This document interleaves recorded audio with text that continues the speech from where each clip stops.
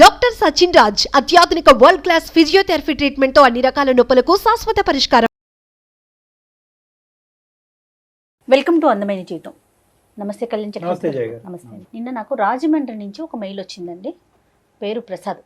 పెళ్ళయి 1 సంవత్సరం అవుతుంది. నేను డైరెక్ట్గా టాపిక్లోకి వెళ్ళిపోతున్నానండి, ఎందుకంటే టైం వేస్ట్ కాకుండా మళ్ళీ వాళ్ళతో కూడా మనం డిస్కస్ చేయాలి కదా, అందుకనేసి. ఒక పర్సనల్ ఇష్యూ, అంటే ఇలాంటివి మగవాళ్ళు కూడా ఫేస్ చేస్తారంటే సమస్యకి ఆడ మగ తేడా లేదు, బట్ ఈ రోజుల్లో ఇలా కూడా ఉంటుందా అని నాకు అనిపించింది. కళ్యాణ్ గారు నెంబర్ ఇచ్చారు, కాల్ చేసేస్తానండి డైరెక్ట్గా. తప్పకుండా.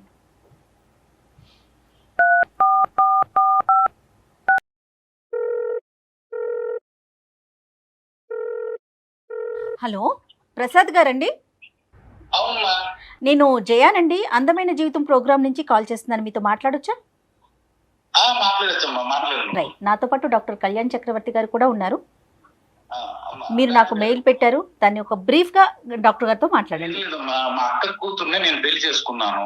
మ్మ్.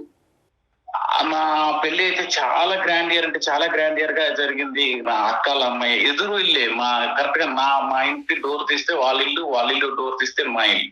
ఓకే.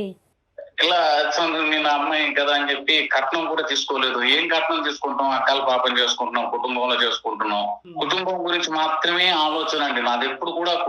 మా కుటుంబం అంటే మా నాన్నగారు కూడా లేరండి, చనిపోయారు. మనం ఒక స్థాయిలో ఉండాలి, మనం నలుగురికి కొంచెం దీనిగా ఉండాలి, ఎవరిని మనం తల ఉంచి తెచ్చుకోకూడదు. అలా అనుకొని నేను కుటుంబం అంతా బాగుంటుంది కదా అని చెప్పేసి పెళ్లి చేసుకోవడం జరిగింది. ప్రపోజల్ ఎట్లా వచ్చిందండి? అంటే అక్క కూతుర్ని చేసుకోమని అక్క వాళ్ళ వైపు నుంచా, లేకుంటే మీ అమ్మగారి వైపు నుంచా, ఎట్లా? అక్క వాళ్ళ వైపు నుంచే వచ్చిందండి. ఓకే. అక్క వాళ్ళ వైపు నుంచే వచ్చింది. అక్క వాళ్ళందరూ కుటుంబం అంతా పెద్దలంతా కూర్చున్నారు, మాట్లాడుకున్నారు. చేసిన తర్వాత నాకు చెప్పారండి. ఓకే. కుటుంబం గురించే మీరు పెళ్లి చేసుకుంటున్నారు, కానీ ఆ అమ్మాయి మీద మీ అభిప్రాయం? అమ్మాయి మీద అభిప్రాయం మంచి అభిప్రాయం, మంచి ఒపీనియన్ ఉంది. మంచి ఒపీనియన్ ఉంది. Very good, very good. మంచి ఒపీనియన్ ఉంది. తనకండి ప్రసాద్ గారు, తనతో మాట్లాడారా పెళ్లికి ముందు? నేను మాట్లాడాను. నీకు ఇష్టం ఉందా లేదా అని కూడా అడిగానండి. ఓకే. అమ్మ వాళ్ళు అక్క వాళ్ళు ఏదో చెప్తున్నారని అలాగే నువ్వు ఒప్పుకోవాల్సిన అవసరం లేదు. నీకు ఇష్టం ఉంటేనే మనం పెళ్లి చేసుకుందాము, లేకపోతే నేను చెప్తాను అమ్మ వాళ్ళకి, నేను అక్కలకి చెప్తాను, ఒప్పిస్తానని చెప్పానండి. రైట్. నెక్స్ట్ అండి? ఆ తర్వాత అంటే పెళ్లి జరిగిందండి, చాలా గ్రాండ్ గా పెళ్లి చేసుకున్నాం, అంతా బాగా జరిగిన తర్వాత హైదరాబాద్ వచ్చాం. ఇక్కడ హైదరాబాద్ లో యాజ్ యూజువల్ గా మా కాపురం అనేది చాలా చక్కగా గడిచింది. తను బీటెక్ పూర్తి చేసిందండి ఊర్లోనే. నేను ఇక్కడ వచ్చి తనకి మన ఒక దీంట్లో ఇన్స్టిట్యూట్ లో ట్రైనింగ్ ఇప్పించాను, జాయిన్ చేశాను. ట్రైనింగ్ కూడా అయిపోయింది. మేము ఒక 5-6 నెలల పాటు ఇక్కడ చాలా బాగా కలిసి ఉన్నాము. అలా నాతో పాటు మా అమ్మగారు కూడా ఉండేవారు. ఎంత నాన్న మీ ఇద్దరి మధ్యన ఏజ్ గ్యాప్ ఎంత ఉంది నాన్న? ఒక 6 years ఉంటుంది సార్. 6 years. Okay, okay. చిన్న కంపెనీలో ఇంటర్వ్యూస్ వస్తే నాకు యాక్చువల్ గా చిన్న కంపెనీకి పంపించడం ఇష్టం లేదు. పూణేలో వచ్చిందండి జాబ్. పూణేలో జాబ్ వచ్చింది. సరే ఏం చేస్తాం, మనకి ఇంకా తప్పదు. అంటే మంచి కంపెనీ కోరుకున్నాం కదా, మంచి కంపెనీ కోరుకున్నప్పుడు ఇలాంటివి సహజంగా జరుగుతుంటాయి అని చెప్పి మేము కూడా అనుకొని అక్కడ ఒక 2 days తనతో పాటు ఉండి, తనకి ఇంకా మంచి చెడ్డలు ఏం కావాలి, తనకి ఆఫీస్ కి వెళ్ళడానికి ప్రాబ్లమ్స్ ఉన్నాయి, ఏంట అసలు తను వెళ్ళగలదా అని అన్ని చూసి సెట్ చేసుకొని నేను మళ్ళీ హైదరాబాద్ వచ్చానమ్మా. ఓకే అండి. మీ అమ్మాయి ఇంకా 10 రోజుల తర్వాత ఏంటి 10 రోజులైంది ఇంకా ఫోన్ కనీసం చేయట్లేదంటే, నువ్వు చేయాలా నేను చేయాలా అని అడిగింది. అదేంటి అలాగ అడిగావు, ఎవరు చేయాలి, నువ్వు చేయాలి నేను చేయాలి, అది ఎలాగా ఏం చేస్తున్నావు అనేసి అంటే, కాదు నువ్వు కదా చేయాలి అన్నా. సరే అని నేను దానికి సర్ది చెప్పుకొని మళ్ళీ నేను ఫోన్ చేయడం చేస్తుంది. కొద్ది రోజులు పోయినాక నా ఫోన్ అటెంప్ట్ చేయడం మానేసింది. నా ఫోన్ ఎందుకు అటెంప్ట్ చేయట్లేదు? సరే తను ఏదో బిజీగా ఉందేమో, ప్రాజెక్ట్ బిజీలో ఉందేమో, తనకు వర్క్ స్ట్రెస్ ఎక్కువ అవుతుందేమో అని సరే చేస్తుందిలే ఇందులో నా అమ్మతో నా అక్కలతో మాట్లాడుతాను, ఫోన్ చేస్తుందని అడగటం ఇవన్నీ జరిగినాయి. అయితే నేను ఒకసారి 2 సార్లు అయినాయి ఫోన్ చేయట్లేదు అనేసి అంటే, తర్వాత నేను అక్క వాళ్ళకి చెప్పాను, ఇలాగ నా ఫోన్ ఎత్తట్లేదు. లేదురా తను ఏదో బిజీగా ఉంటుంది, నా ఫోన్ మాకు ఫోన్ చేస్తుంది కదా, మాట్లాడుతుంది కదా అని చెప్పేవారు. సరే అనుకున్న తర్వాత ఇలాగ మళ్ళీ ఫోన్ రీచ్ అవ్వట్లేదు. ఎప్పటికి రీచ్ అవ్వకపోయేసరికి నేను తన ఫ్రెండ్ ఫోన్ నుంచి నాకు ఒకసారి ఫోన్ చేసింది అనమాట. ఆవిడ జనరల్ గా తన ఫోన్ కి సిగ్నల్స్ ఉండవు ఒక్కోసారి, అక్కడ ఉండకపోతే వేరే వాళ్ళ ఫోన్ పక్క ఫోన్ నుంచి చేయడం కానీ ఇలా చేయడంలో ఈ నెంబర్ కూడా పెట్టుకోండి అని చెప్పి చెప్పారు. నేను ఆ నెంబర్ కి ఫోన్ చేశాను. ఎందుకు ఇన్ని రోజులైనా ఫోన్ కలవట్లేదు ఏంటా తను ఆ అమ్మాయి నాకు చెప్పడం ఏంటంటే, లేదు అంకుల్ తను హాస్టల్ మారిపోయింది. అంతవరకు నాకు తెలియకపోవడం, ఒక భర్త కావనివ్వండి, ఒక మగాడి కావనివ్వండి, తన హాస్టల్ మారిపోయిన విషయం నాకు తెలియాల్సిన అవసరం ఉందా లేదా మేడం? బేసిక్ కమ్యూనికేషన్ అది బేసిక్ కమ్యూనికేషన్. ఇంకా అతను మాట్లాడటం, అక్కడ నుంచి కొంచెం మాట్లాడటం కూడా అంత కరెక్ట్ గా లేదు. నాకు ప్రాపర్ గా తన నుంచి ఏ ఇన్ఫర్మేషన్ లేదు, ఏం ఒక రెస్పాన్సిబిలిటీగా బిహేవ్ చేయట్లేదు తను. సరే ఏదో సర్దుకుపోతాం అనేసి నేను కొంచెం ఇదిగానే ఉన్నాను. మీ ఇంట్లో మనం సడన్ గా ఒక రోజు ఒక మెసేజ్ వచ్చింది నాకు, ఏంటంటే నువ్వంటే నాకు ఇష్టం లేదు, నేను నీతోని ఉండలేను. ఏంటి కారణం ఏంటి ఏది అంత అనేసి అడిగితే ఇంకా నా ఫోన్ కి రెస్పాన్స్ లేదు. పూణే వెళ్ళిన ఎన్ని రోజులకి నన్ను ఈ మెసేజ్ వచ్చింది మీకు? ఒక 1 year కి అవుతుంది. 1 year అదే ఒక 1 year పైన అవుతుందండి. 1 year పైన. ఈ 1 year పైన టైంలో ఎన్నిసార్లు ఆవిడ పూణేకి రావటం కానీ, మీరు పూణే వెళ్ళటం, హైదరాబాద్ రావటం కానీ? మీరు పూణే 2 times వెళ్ళాను సార్. నేను హైదరాబాద్ నుంచి పూణే 2 times వెళ్ళాను. తను పూణే నుంచి మా ఇంటికి ఒక 2 times వచ్చింది. అప్పుడు ఎలా ఉంది? మీరిద్దరు ఫేస్ టు ఫేస్ ఉన్నప్పుడు రెస్పాన్స్ ఎలా ఉంది? బాగానే ఉంది సార్. అప్పుడు ఏమి ఇంటికడ కూడా వచ్చినప్పుడు కూడా అలాంటి ఇదేమి లేదు సార్. మీకు ఎటువంటి అనుమానం కానీ ఏది రాలే? ఏమి రాలేదు సార్ నాకు. ఓకే, మీరు చాలా పేషెంట్ గా ఉన్నట్టే లెక్క. 1 year అంటే మనల్ని కదా డాక్టర్ గారు వాళ్ళు. అదే మన అమ్మాయి అన్నట్టే మీరు ఉన్నారు. కానీ ఆ అమ్మాయి మీరు ఓన్ చేసుకున్నంత ఇదిగా అమ్మాయి మిమ్మల్ని ఓన్ చేసుకోలేదు కదా. ఇలా జరుగుతున్న తర్వాత ఎప్పుడైతే నేను మెసేజ్ చదివానో చేశాను, వెంటనే పెద్ద బావ గారికి ఫోన్ చేశాను. ప్రాపర్ గా నాతో మాట్లాడలేదు ఇలాగా అని చెప్పేసి నేను ఆయనకి చెప్పాను. ఓకే, అసలు ఏం రెస్పాన్స్ లేదనమాట. అసలు ఏమనుకోవాలో ఏమో తెలియదు. నేను ఫోన్ చేసినా కరెక్ట్ గా తనకు ఫోన్ చేస్తే ఇంకా అప్పటి నుంచి నా ఫోనే ఎప్పుడు లిఫ్ట్ చేయలేదు. ఓకే, ఆ అక్కలకి అమ్మాయికి ఏది అడిగినా అంటే మా అమ్మగారికి మా అన్నయ్యకి అయితే ఏం తెలియదండి ఈ విషయంలో. ఓకే, మా అక్క వాళ్ళకే తెలుసు అనమాట. ఓకే, తర్వాత ఏం జరిగిందండి? సడన్ గా పెళ్లి కూడా చేసేసుకోండి. పెళ్లి చేసుకుందా? పెళ్లి చేసేసుకుందండి. ఎక్కడ? పూణేలోనే పెళ్లి చేసు అంటే పూణే కదండి, తను ఢిల్లీ అబ్బాయిని పెళ్లి చేసుకున్నారు. అయితే ఆ పెళ్లికి మా అక్క కూడా అటెండ్ అయింది. ఆ విషయం కూడా నాకు తెలియదు. Oh my god. ఏం అడగాలి, ఎవరిని అడుగుతాను నేను ఈ విషయంలో? మీకు ఎలా తెలిసిందండి తను పెళ్లి చేసుకున్నట్లుగా? స్టేటస్ ఉంటాయి కదమ్మా. ఎంత ధైర్యం అండి, ఎంత ధైర్యం! మీకు ఒక రీజన్ చెప్పలేదు, ఏమి మాటలు లేవు, మంచి లేదు. ధైర్యం అంటారా, బరితెగింపంటారా, మరి ఇంకేమంటారు దీన్ని? నాకు అసలు ఏమి అర్థం కాలేదు. మా అమ్మకి చెప్దామంటే అమ్మ బాధపడుతుంది, తను ఒక్కదయ్యే నాన్నకోలేరు. అలాగని అన్నయ్యకేమో ఏమి తెలీదు. అన్నయ్యకి చెప్తేమో అమ్మకి తెలిసిపోతుంది, ఇంట్లో మొత్తం తెలిసిపోతుంది. మీ సోషల్ కాంటాక్ట్స్ ఇవన్నీ ఆ ఊర్లో మీ పాస్ట్ ఎలా ఉండేదండి? అంటే ఆ ఊరితో మీకు బాగా అటాచ్మెంట్ కనెక్షన్స్ ఉన్నాయా? అంటే ఫ్రెండ్స్, ఫ్యామిలీ ఇదంతా? నాకు బాగా ఉంది డాక్టర్ గారు. నేను పుట్టిన నేల డాక్టర్ గారు. అక్కడ నేము ఆ పరువు అనేటటువంటిది ఒకటి. ఇంకొక అంశం ఏంటంటే, మీరు అనుకుంటే కనుక ఈ అమ్మాయి కాకుండా వేరే అమ్మాయి మీ జీవితంలో, ఇంకా బెటర్ అమ్మాయి మీ జీవితంలో వచ్చి ఉండేది అవకాశం. అమ్మాయి నాకు లైఫ్ లో వచ్చేది, నా కుటుంబాన్ని గౌరవించే అమ్మాయి నాకు వచ్చేది. సో ఈ ఇష్యూతో మీరు వెళ్ళడం మానేశారా ప్రసాద్ గారు?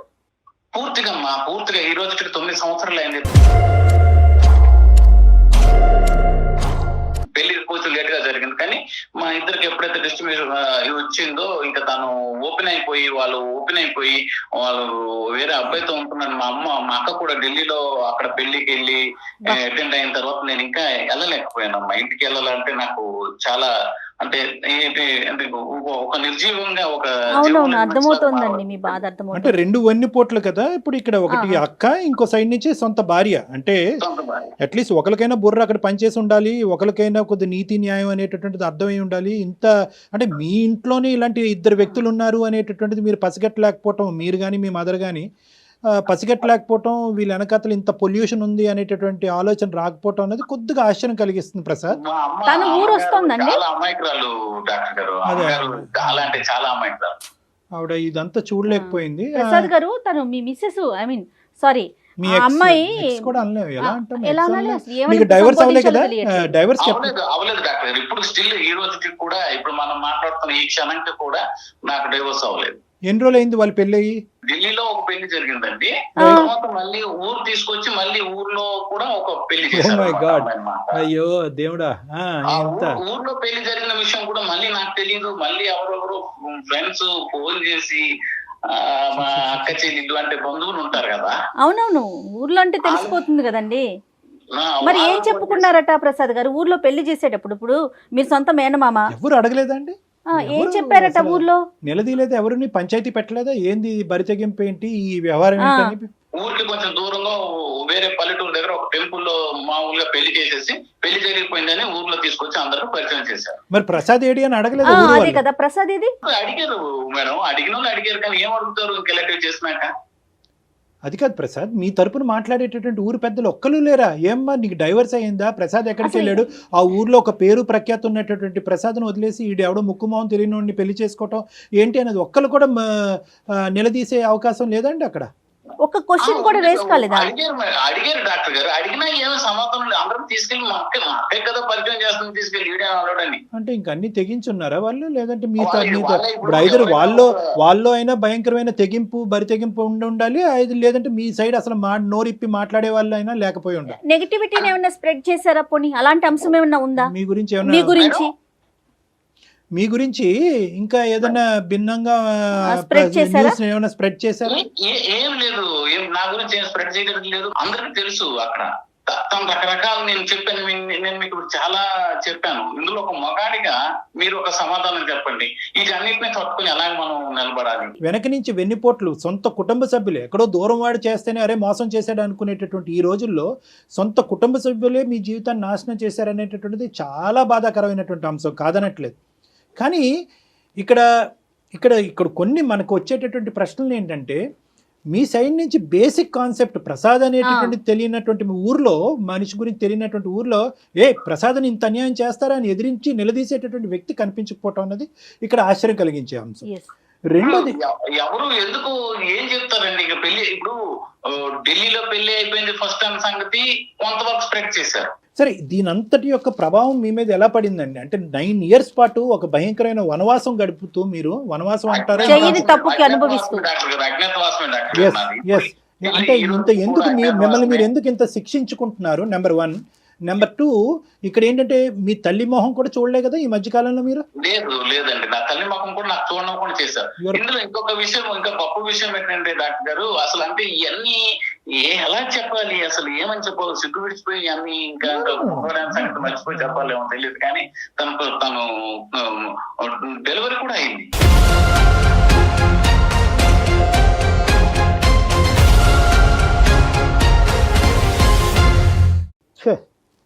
రీసెంట్ గా డెలివరీ అవుతూ తను ఇంట్లో ఉంది, వచ్చింది, నాకు తెలీదు. మా అక్కలేమో వచ్చి ఒకసారి ఫోన్ చేసి అరే అమ్మకు బాగాలేదు నువ్వు వచ్చి చూసిపోరా అంటున్నారు. కుటుంబంతో పని లేదు, బంధువులతో పని లేదు, సమాజంతో పని లేదు, ఆఖరికి చట్టంతో కూడా పని లేకుండా, అంటే ఎటువంటి ముందుకు వెళ్ళకుండా. కాదు డాక్టర్ గారు, ఇదే పని నేను చేస్తే, నేనే ఇంకొక మ్యారేజ్ ఇంకొకటి చేస్తుంటే ఈ సమాజం కానీ ఈ ల్యాండ్ ఆర్డర్స్ కానీ 10 కేసుల్లో ఇప్పటికి జైల్లో ఉండేవారు మీరు. అంటే 10 కేసుల్లో మరి ఎందుకు అంత వివక్షత చూపిస్తున్నారండి ఆడకి మొగకి? ఆడాలకే అన్యాయం జరిగిపోతుంది, ఆడాలకే అన్యాయం జరిగిపోతుంది అంటారు కదండి. మనం వేసే స్టెప్స్ ని బట్టి ఆధారపడి ఉంటాయి కదా, మన రియాక్షన్స్ బట్టి కూడా ఉంటాయండి. అన్యాయం ఎవరికైనా అన్యాయమే, ఆడకైనా అన్యాయమే, మగకైనా అన్యాయమే. మీరు 9 సంవత్సరాలు అయింది, కన్న తల్లిని కానీ పుట్టిన నేలని కానీ తాకలేదు. మీరు కట్టుబాట్లకి మీరు పెట్టుకున్నారు. మీరేదో బరి తెగించి వేరే అమ్మాయితో లేచి వెళ్ళిపోయినటువంటి పద్ధతిలో మీరు మాట్లాడారు. కాదు కళ్యాణ్ గారు, ఊర్లో ఎవరైనా అనుకోరు ప్రసాద్ ఇన్ని సంవత్సరాల నుంచి రావట్లేదంటే తనలో ఏ తప్పుందో అని అనుకోవటానికి అవకాశాలు మీరే ఇస్తున్నారు కదా ప్రసాద్ గారు. ఒకటి ఏంటంటే ఇక్కడ రిపేర్ చేయగలి, ఇక్కడ కాంప్రమైజ్ నెగోసియేషన్ అనేటటువంటి స్థాయి నుంచి ఇంకో లెవెల్కి వెళ్ళిపోయింది ఇది. ఓకే, నిజంగా అటువంటి ఆలోచన శైలి ఉండేటటువంటి వాళ్ళని ఈ మొత్తం అంశాన్ని ఒక పద్ధతిగా తీసుకెళ్ళి ఉండేవారు. ఇక్కడ పద్ధతి లేదు, మర్యాద లేదు, ప్రేమ లేదు, ఆప్యాయత లేదు, సమాజ విలువల మీద గౌరవం లేనటువంటి వ్యక్తుల మధ్యన అనవసరంగా మీరు అంటే ఇలాంటి వ్యక్తుల్ని ఎంతో కొద్దో గొప్ప అసెస్ చేయాలి. అంటే పాస్ట్ గురించి నేను మాట్లాడుతున్నానని పుణ్యమే కారం జల్లుతున్నట్టుగా మీరు ఫీల్ అవ్వద్దు. ఎంతో కొంత మన ఇంట్లో ఉండేటటువంటి మన కుటుంబం మన ఊర్లో ఉండేటటువంటి వ్యక్తుల్ని అసెస్ చేయలేకపోవటం అనేటటువంటిది ఇక్కడ ఏ ప్రధానమైనటువంటి అంశం. బి రెండో అంశం ఏంటంటే ఇక్కడ మీరు అస్సలు ఈ ఇష్యూ గురించి బాధపడుతూ మిమ్మల్ని మీరు హింస పెట్టుకుంటూ బాధ పెట్టుకుంటూ అవతల వాళ్ళ నుంచి వచ్చే సానుభూతి కూడా మీకు అవసరం లేదు. మీరు ధైర్యంగా తలెత్తుకుని ముందుకెళ్ళి హ్యాపీగా మీ ఊరు వెళ్ళి మీ అందరు కుటుంబ సభ్యుల డాక్టర్ గారు ఊరు నాతో పుట్టిన వాళ్ళు పెరిగిన వాళ్ళు అంతా అక్కడే ఉన్నారు డాక్టర్ గారు. ఏమండి మీరేం తప్పు చేశారండి ఇక్కడ? Simple straight forward. ఇంటికెళ్ళి వాళ్ళకి ఏ మొహం చూపిస్తాం డాక్టర్ ఏమండి ఇప్పుడు మీరు ఆ అమ్మాయి చేసినటువంటి తప్పుకి మీరు మొహం చాటేసుకుని ఉండవలసినటువంటి అవసరం లేదు. ఇది గుర్తుపెట్టుకోండి. మీరు ఎంత మొహం చాటేస్తే కనుక అవతల వాళ్ళు మీ గురించి అంత ఎక్కువ మాట్లాడేటటువంటి దానికి అవకాశం ఇస్తుంది. ఇప్పుడు మీ కుటుంబ సభ్యుల వరకు మీరు ఫోన్ చేసి మాట్లాడతారు, ఇలా జరుగుతోంది, ఇది జరిగిందని. ఊర్లో ఉన్న అందరికీ చెప్పలేరు కదా ప్రసాద్ గారు. ఒకటి నా అనేటటువంటి మనుషులను వదులుకుంటూ మిమ్మల్ని మీరు శిక్షించుకోవాల్సినటువంటి అవసరం లేదు. Point number 1. పాయింట్ నెంబర్ 2, మీరు ధైర్యంగా అక్కడికి వెళ్ళి మొహెత్తుకుని తిరిగితేనే అసలైనటువంటి ఉండేటటువంటి ప్రజలందరికీ కూడా అసలు మీరేంటి అనేటటువంటిది తెలుస్తుంది. నెంబర్ 3 ఏంటంటే మోస్ట్ ఇంపార్టెంట్, మా కొడుకు ఎప్పుడు మా ఊర్లో అడుగు పెడతాడు, ఇదేంటి కన్నటువంటి పెరిగినటువంటి ఊరిని వదిలేసి ఎక్కడో అజ్ఞాతవాసంలోకి వెళ్ళిపోయేటటువంటి అనుకునేటటువంటి మీ తల్లిదండ్రులకి ఒక సేదనిచ్చినటువంటి వాళ్ళు అవుతారు. సో మిమ్మల్ని మీరు ఇక్కడ శిక్షించుకోవటం అనేది ఆపేసేయండి. మీ గురించి మీరు సిగ్గుపడటం అనేది ఆపేసేయండి. ఎవరో చేసినటువంటి తప్పుకి మీరు సమాధానం చెప్పుకోలేనటువంటి భయంకరమైన పొజిషన్లో ఉన్నాను అనే ఫీలింగ్ తీసేసేయండి. First you have to come out of this depression. మీ ఏ ఆలోచనతో ఈరోజు మాకు చేశారు అనేది ఇక్కడ ప్రధానమైన అంశం. ఇక్కడ వాళ్ళని శిక్షించడానికి ఒక దారి ఉందా అని అడగటానికి గురించి అందమైన జీవితానికి కొంతమంది ఫోన్ చేస్తూ ఉంటారు. నా పరిస్థితి ఏంటి, నా ఫ్యూచర్ ఏంటి అనేటటువంటి దాని గురించి కొంతమంది ఫోన్ చేస్తూ ఉంటారు. నేను ఎవరికి చెప్పుకోలేనటువంటి బాధ కాబట్టి మీతో చెప్పుకుంటే నాకు కౌన్సిలింగ్ ఇస్తారనే ఉద్దేశంతో చేస్తాను. మీరు ఏ యాంగిల్లో చేశారు అనే దాన్ని బట్టి ఈ రోజు మా పరిష్కారం ఉంటుంది. శిక్షించాలి అనే ఉద్దేశం నాకు లేదు, నా కుటుంబ సభ్యులు అనుకుంటే that is totally up to you. కానీ ఈ రోజు ఏంటంటే మిమ్మల్ని మీరు శిక్షించుకుంటున్నారు. You're giving pain to yourself and to your own family, ఎవరో చేసిన తప్పు గురించి. సో ఎందుకంటే నేను ఎలా వెళ్ళి చూపెట్టుకుంటానంటే కనుక మీ అంతరాత్మను ఒక్కసారి అడగండి, మీరేం తప్పు చేశారన్నది. మీరేం తప్పు చేశారు ఇక్కడ? మీరు తప్పు చేయనప్పుడు మీ అంతరాత్మకి ఏ తప్పు చేయలేదనేటటువంటి భావం మీకు ఉన్నప్పుడు ఎందుకండి మీరు భయపడటం ఎందుకు, బాధపడటం ఎందుకు? బాధపడకుండా ఎలా ఉంటామండి? నేను నా కన్న తల్లిని, నా కన్ను నేలని మర్చిపోయాను, నా తల్లిని మర్చిపోయాను, నా అన్నయ్యని మర్చిపోయాను, నా వదినని మర్చిపోయాను, నాతో కలిసి పెరిగిన వాళ్ళు, చదువుకున్న వాళ్ళు అందరినీ మర్చిపోవాల్సి వచ్చింది కదా. మీరు ఫార్వర్డ్ స్టెప్ అయిపోతే ఇంకొక రోజు పెరుగుతుందండి. ఆ మర్చిపోయిన దాంట్లో ఇంకొక రోజు యాడ్ ఆన్ అవుతుంది. డెఫినెట్ గా మీరు ముందుకు అడుగులు వేయాల్సిందే కదా ప్రసాద్ గారు. మీరు పెయిన్ ఇంక్రీజ్ చేసుకోవాల్సినటువంటి అవసరం లేదు. ఇప్పటి వరకు మీకు ఇచ్చుకున్నటువంటి పెయిన్, మీ కుటుంబ సభ్యులు మీరు కలిగించినటువంటి బాధ పరోక్షంగా కానీ ఇండైరెక్ట్ గా కానీ డైరెక్ట్ గా కానీ ఇంక ఇక్కడతో దాన్ని స్టాప్ చేయండి. ధైర్యంగా ఉండటానికి మీరు ప్రయత్నం చేయండి. మీ కుటుంబ సభ్యుల మధ్యన ఉండటానికి మీరు ట్రై చేయండి. ఆ చుట్టుపక్కల ఉండేటటువంటి సమాజం, ప్రసాద్ అప్పుడు ఎలా ఉన్నాడు ఇప్పుడు కూడా అలాగే ఉన్నాడు, ఈ స్టిల్ అండ్ ఎలిజిబుల్ బ్యాచులర్ అనేటటువంటి ఉద్దేశంతో ధైర్యంగా వెళ్ళి మీకు కావాల్సినటువంటి అమ్మాయి, మీకు నచ్చినటువంటి అమ్మాయి ఎక్కడో ఉండే ఉంటుంది, ఆ అమ్మాయిని పెళ్లి చేసుకోండి, హ్యాపీగా జీవితాన్ని ముందుకు కొనసాగించండి. ఇదైతే మాత్రం ఖచ్చితంగా నేను మనస్ఫూర్తిగా నేను చెప్పేటటువంటి ఒక సలహా సూచన. మిమ్మల్ని మీరు హింస పెట్టుకోవటం అనేది ఇంకా ఆపేసేయండి. మిమ్మల్ని మీరేదో తప్పు చేసినట్టుగా ఇంకా ఆ ఫీలింగ్ అనేది తీసేసేయండి. స్టార్ట్ అయ్యి ఫ్రెష్ లైఫ్. రైట్ అండి. Okay madam. You have 110 opportunities Prasad, 110 opportunities. గతాన్ని వదిలేసి ముందుకు ప్రయాణం చేయండి. మీరు చాలా ఈజీగా చెప్పేస్తున్నారు డాక్టర్ గారు, గతాన్ని వదిలేసేయండి. ఎస్, అంతే కదండి. అవకాశాలు ఉంటాయి. ఇప్పుడు ఈ ఉద్యోగం లేకపోతే ఇంకో ఉద్యోగం చేసుకోమా, అయిపోతామా? ఈ రోజు ఫుడ్ లేకపోతే కనుక రేపు కూడా పస్తులు ఉంటామా? రేపు ఒక అవకాశం ఫుడ్ దొరికితే కనుక ఆ ఫుడ్ తింటాం కదా. అలాగే ఇది ఒక అవకాశం తర్వాత ఒక అవకాశం కాబట్టి మీరు ముందుకు వెళ్ళటం తప్ప ఇంకో దారి లేదు ఇక్కడ. ఓకే డాక్టర్ గారు. Okay, good luck Prasad.